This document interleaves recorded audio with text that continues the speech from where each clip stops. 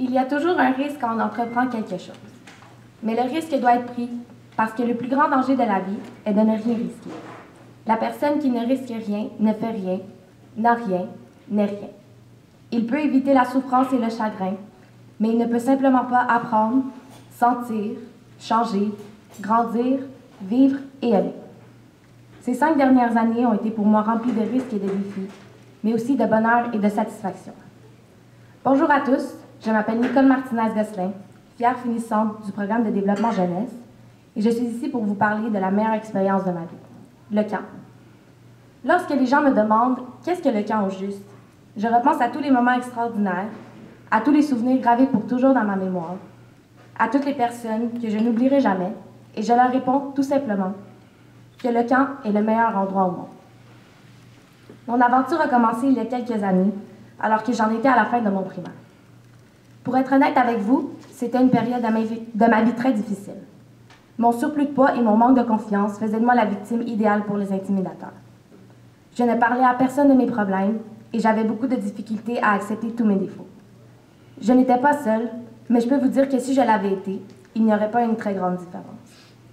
Puisque c'était durant la période de la séparation de mes parents, j'avais encore plus l'impression que le monde était contre moi et que je ne pouvais pas être moi-même ou parler de mes problèmes sans être jugée.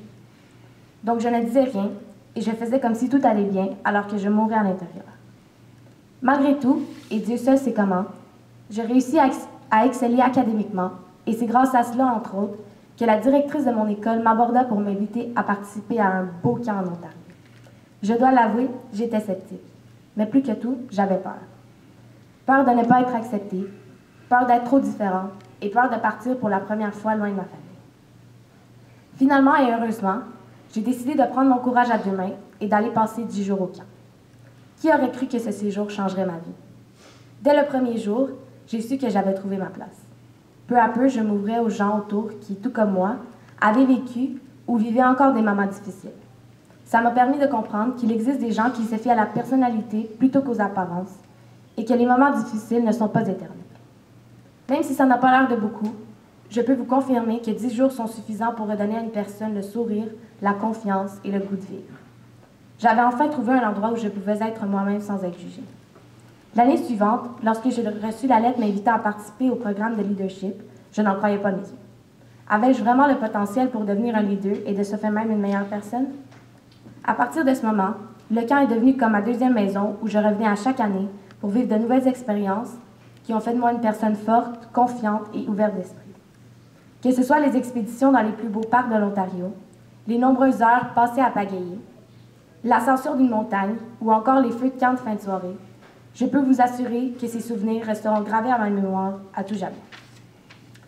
Le camp m'a aussi appris à surmonter les obstacles, que ce soit un portage de 2,8 km ou encore le fait de passer 7 jours dans la nature sans prendre de douche, le sentiment de bonheur et de réussite ressenti après les avoir surmontés n'a aucun prix.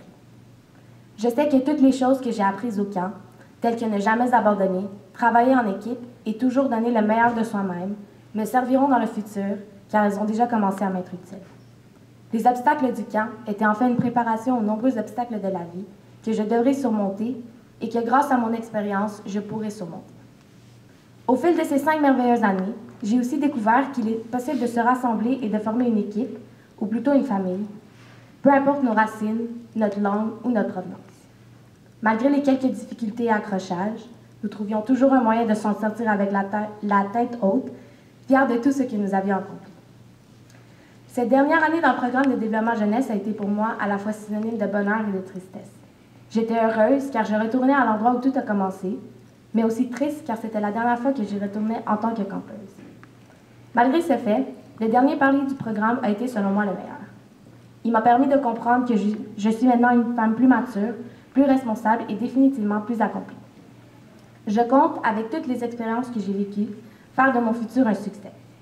Je prévois aller à l'université en enseignement pour à mon tour aider des jeunes dans le besoin, tout comme on m'a aidé jadis. J'aimerais remercier tous les gens qui m'ont accompagnée pendant ces années. Les campeurs qui m'ont accepté pour qui je suis, les moniteurs qui ont fait ressortir le meilleur de moi-même à chaque été, mes parrains, M. Denis Bourque et Mme Chantal Francis, et surtout à la Fondation Tim Hortons pour les enfants. Grâce à vous tous, j'ai trouvé qui je suis vraiment. Grâce à vous tous, J'ai trouvé mon propre chemin et je ferai une différence dans la vie des autres, tout comme vous avez fait une différence dans la mienne. Grâce à vous tous, je suis au sommet. Merci.